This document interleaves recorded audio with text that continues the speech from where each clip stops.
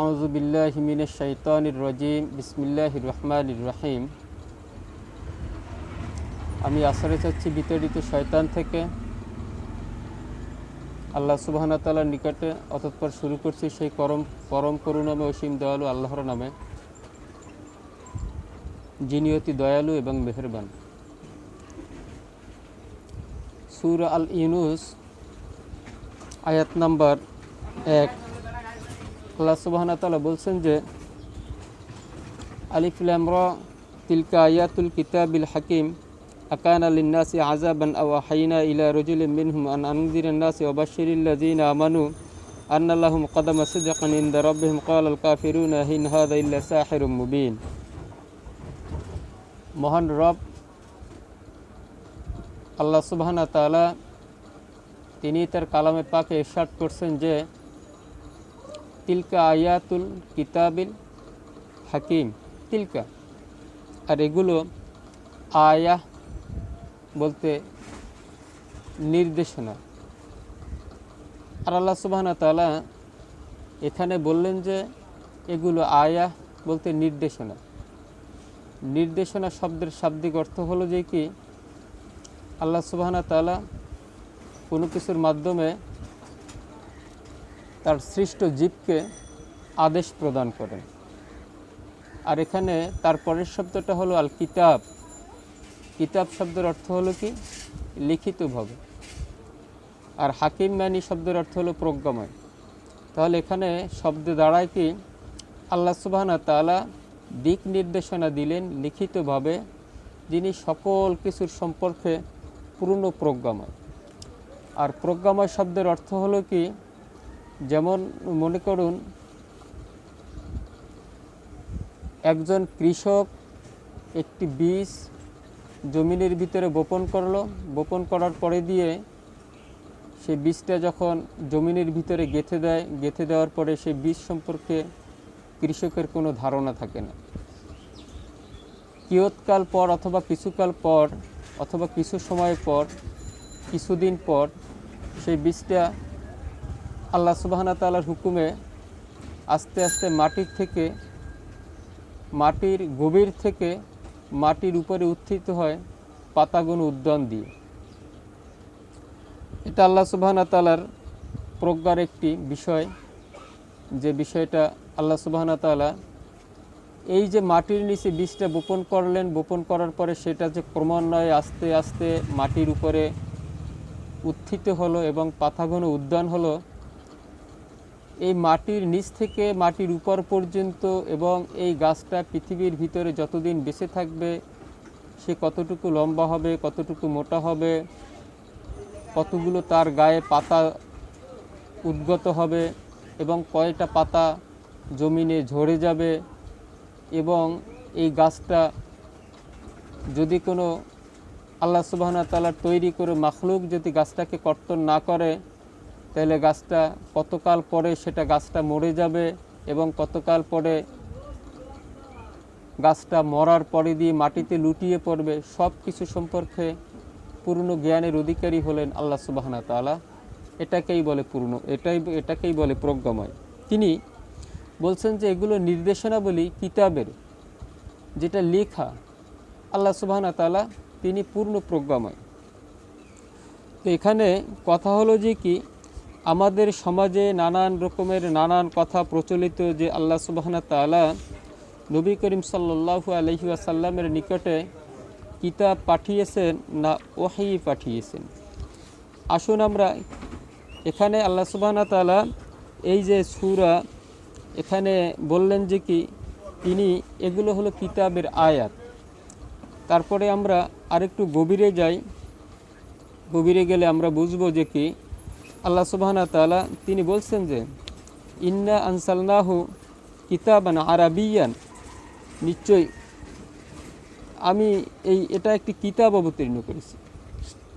কিতাব শব্দের অর্থ হলো কি, আল্লাহ সুবহানাহু ওয়া তাআলা নবী করিম সাল্লাল্লাহু আলাইহি ওয়াসাল্লামের নিকটে কিতাব অবতীর্ণ করছেন। কিতাব বলতে লিখিত আকারে তিনি পুস্তক অবতীর্ণ করছেন। এখন কথা হলো কি, সূরা আল আরাফের ভিতরে তিনি বলছেন যে কিতাবুন উনজিলা ইলাইকা, হে নবী মুহাম্মদ সাল্লাল্লাহু আলাইহি ওয়াসাল্লাম, আমি আপনার নিকটে কিতাব অবতীর্ণ করছি। কিতাব শব্দের অর্থ হলো কি? লিখিত পুস্তক বোঝায়, অথবা আল্লাহ সুবহানাহু ওয়া তাআলা তার নির্ধারিত দূতের মাধ্যমে নবী করিম সাল্লাল্লাহু আলাইহি ওয়াসাল্লামের নিকটে কিতাব পাঠিয়েছেন। কী রকমের কিতাব পাঠিয়েছেন? আল্লাহ সুবহানাহু ওয়া তাআলা সময়ের প্রয়োজন অনুযায়ী আল্লাহ সুবহানাহু ওয়া তাআলা নবী করিম সাল্লাল্লাহু আলাইহি ওয়াসাল্লামের নিকটে কিতাব পাঠিয়েছেন। কিতাবের হয়তো পৃষ্ঠা হতে পারে, অথবা 1 পৃষ্ঠা হতে পারে, 2 পৃষ্ঠা হতে পারে, অথবা তার থেকে আরও অধিক হতে পারে। আল্লাহ সুবহানাহু ওয়া তাআলা নবী করিম সাল্লাল্লাহু আলাইহি ওয়াসাল্লামের নিকটে তার প্রেরিত দূতের মাধ্যমে আল্লাহ সুবহানাহু ওয়া তাআলা লিখিত কিতাব পাঠিয়েছেন। মনে করুন একজন নবী, সে বিশ্বজাহানের নেতৃত্ব দিবে এবং সে বিশ্বজাহানকে পরিচালনা করবে, মানুষকে আল্লাহ সুবহানাহু ওয়া তাআলার পথে ডাকবে, যাতে মানুষ আল্লাহ সুবহানাহু ওয়া তাআলার পথে আসতে পারে। সমস্ত মানব রচিত সংবিধানকে বাদ দিয়ে আল্লাহ সুবহানাহু ওয়া তাআলার পথে মানুষ আসবে। এরকমের একটা নেতৃত্ব গুণাবলী সম্পন্ন ব্যক্তি মুহাম্মদ সাল্লাল্লাহু আলাইহি ওয়াসাল্লামকে আল্লাহ সুবহানাহু ওয়া তাআলা পছন্দ করলেন। সে বিশ্বজাহানের উপরে সে নেতৃত্ব প্রদান করবেন, এবং আল্লাহ সুবহানাহু ওয়া তাআলা পছন্দ করলেন যে কি রাহমাতাল লিল আলামিন, তাকে রহমত হিসেবে বিশ্বজাহানের জন্য পাঠাবেন, এবং তিনি আল্লাহ সুবহানাহু ওয়া তাআলার পথে মানুষকে ডাকবেন। এরকমের একটা গুণাবলী সম্পূর্ণ মানুষের ব্রেনের কত তীক্ষ্ণতা হতে পারে, কত প্রখরতা হতে পারে, সেটা আপনি এবং আমি এবং আমরা সমস্ত মানবমণ্ডলী চিন্তা করেও তার ব্রেনের প্রখরতা আমাদের ব্রেনের ভিতরে ধারণ করতে পারবো না। তাকে আল্লাহ সুবহানাহু ওয়া তাআলা কতটুকু ব্রেনের প্রখরতা দিলেন। তাই যদি নবী মুহাম্মদ সাল্লাল্লাহু আলাইহি ওয়াসাল্লামের কাছে এরকমের ব্রেনের প্রখরতা থাকে, তাহলে কি নবী করিম সাল্লাল্লাহু আলাইহি ওয়াসাল্লাম এতটুকু মেধার অধিকারী নয় যে আল্লাহ সুবহানাহু ওয়া তাআলা তার নিকটে কিতাব পাঠাবেন এবং কিতাবের পৃষ্ঠাগুলো সে একটার পর একটা ভাঁজ করে রাখবেন, কোনটার পর কোনটা হবে? এটা এরকমের কি জ্ঞানের অধিকারী নবী করিম সাল্লাল্লাহু আলাইহি ওয়াসাল্লাম ছিলেন না?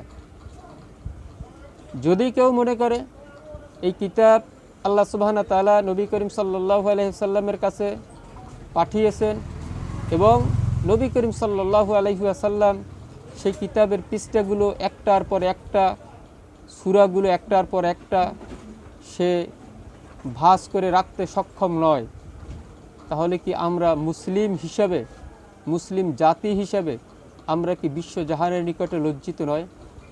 আমরা যদি মনে করি নবী করিম সাল্লাল্লাহু আলাইহি ওয়াসাল্লাম এর নিকটে আল্লাহ সুবহানাহু ওয়া তাআলা কর্তৃক নির্ধারিত দূত আসছেন কিতাব নিয়ে, কিতাবের পৃষ্ঠা নিয়ে, এবং আল্লাহ সুবহানাহু ওয়া তাআলা সেই নির্ধারিত দূতকে শিখিয়ে দিলেন, আমি পাঠাচ্ছি তোমাকে আমার প্রিয় নবী হযরত মুহাম্মদ সাল্লাল্লাহু আলাইহি ওয়াসাল্লামের নিকটে, যে যাও তুমি আমার এই কথাগুলো তার নিকটে পৌঁছিয়ে দাও, আমার এই লেখা কিতাবটা তার নিকটে পৌঁছাও, এবং পর্যায়ক্রমে তুমি একটার পর একটা মুহাম্মদ সাল্লাল্লাহু আলাইহি ওয়াসাল্লামকে এভাবে ভাঁজ করতে বলো, যাতে সে একটা সুবিন্যস্ত একটি কিতাব আকারে শেষ দিন পরিণত হয়, এবং মানবমণ্ডলী যাতে এর থেকে পথ দিক নির্দেশনা পেতে পারে।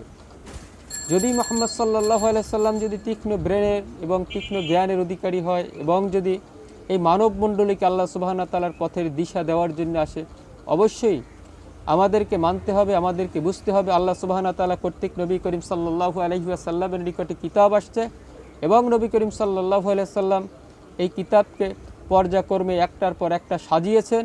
সাজানোর পরে আল্লাহ সুবহানাহু ওয়া তাআলা যখন নবী করিম সাল্লাল্লাহু আলাইহি ওয়াসাল্লামের ওয়াফাত তথা ইন্তেকাল তথা পরলোক গমন যখন করছেন, তখন পরলোক গমন করার পূর্বেই আল্লাহ সুবহানাহু ওয়া তাআলা নবী করিম সাল্লাল্লাহু আলাইহি ওয়াসাল্লামের কর্তৃক এই কিতাবের পূর্ণতা এবং কিতাবের সাজ সরঞ্জাম আল্লাহ সুবহানাহু ওয়া তাআলা নবী করিম সাল্লাল্লাহু আলাইহি ওয়াসাল্লামের কর্তৃক সম্পাদন করিয়েছেন। যার কারণে আল্লাহ সুবহানাহু ওয়া তাআলা বলছেন, আল ইয়াউমা আকমালতু লাকুম দীনাকুম ওয়া আতমামতু আলাইকুম নি'মাতি ওয়া রাদিতু লাকুমুল ইসলামা দীনা।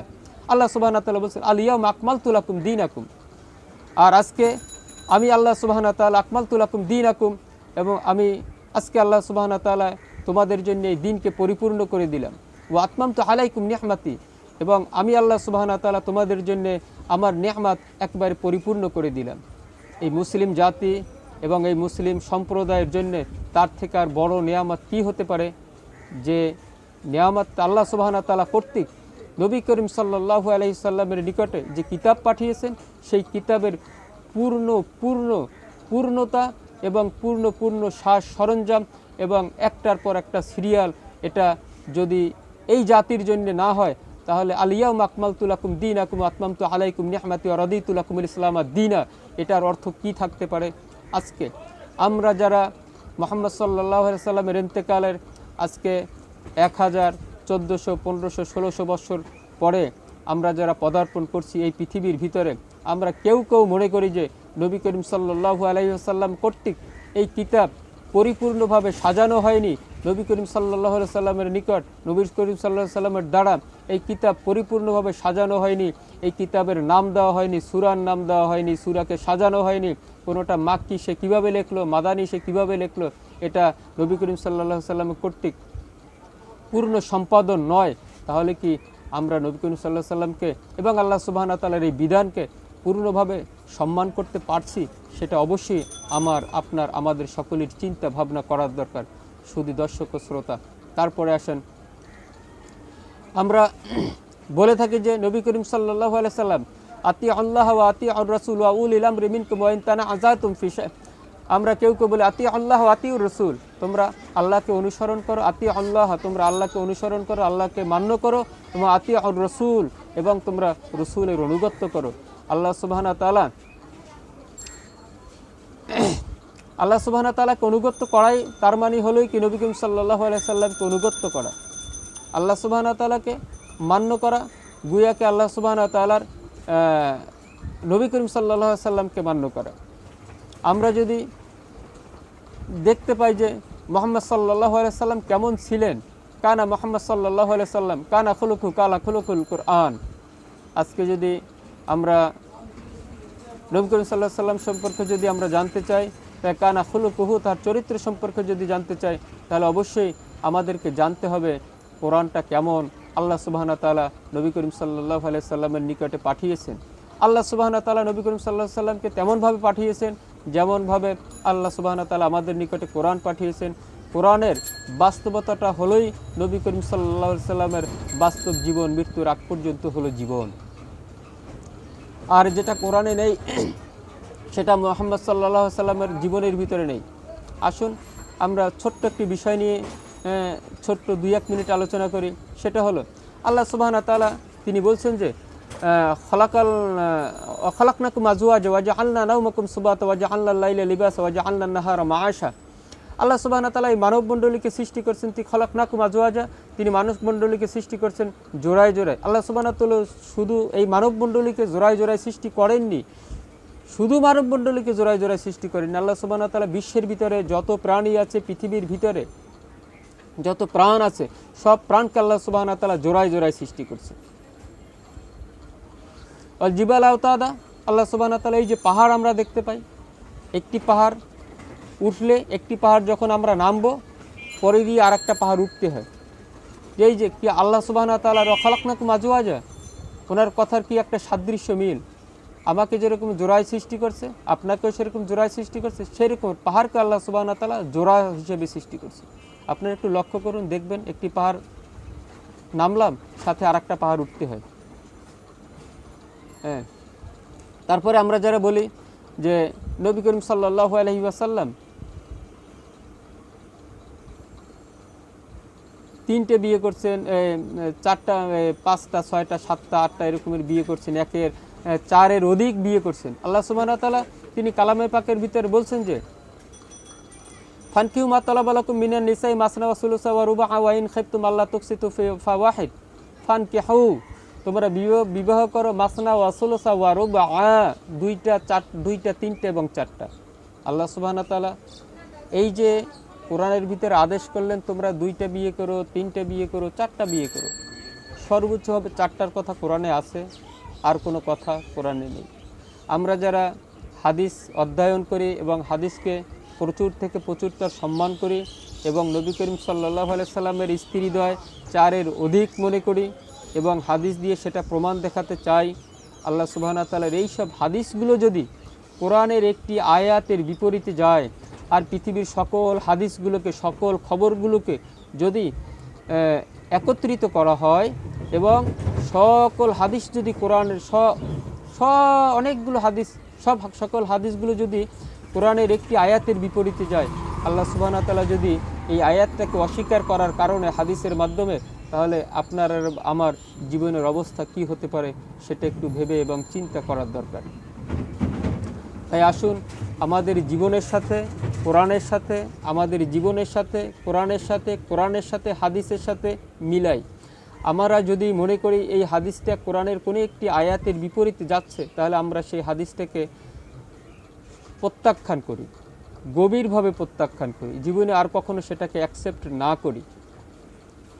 যাই হোক, আল্লাহ সুবহানাহু ওয়া তাআলা তার কোরআনে পাকের ভিতরে বলছেন যে কি, নাহনু নাকুসু আলাইকা আহসানাল কসাসি বিমা ওয়াহাইনা ইলাইকা ওয়া হাদাল কুরআন ওয়া ইন কুনতা মিন ক্বাবলিহি লামিনাল গাফিলিন। নাহনু, আর আমি বর্ণনা করিয়াছি তোমাদের নিকটে সুন্দর সুন্দর ঘটনা বলে। নাহনু নাকুসু আলাইকা আহসানাল কসাসি, তোমার নিকটে আহসানাল কসাস, সুন্দর সুন্দর ঘটনা বলি। যাহা ওয়াহাইনা ইলাইকা, দিক নির্দেশনা করে তোমাদেরকে, ইলাইকা হাদাল কুরআন, এই কোরআনের মধ্যখানে, ওয়া ইন কুনতা মিন ক্বাবলিহি, আর তুমি ছিলে, ওয়াইন কুনতা মিন ক্বাবলিহি, আর তুমি ছিলে ইতিপূর্বে, লামিনাল গাফিলিন, আল্লাহ সুবহানাহু ওয়া তাআলার বিধান সম্পর্কে, জাতি সম্পর্কে, বিশ্ব সম্পর্কে একেবারে অজ্ঞ ছিলে। এটা কাকে বলছেন? আল্লাহ সুবহানাহু ওয়া তাআলা মুহাম্মদ মুস্তাফা সাল্লাল্লাহু আলাইহি ওয়াসাল্লামকে বলছেন।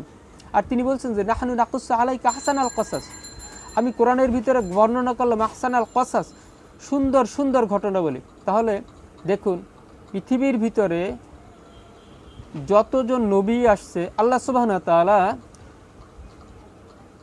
তিনি যাকে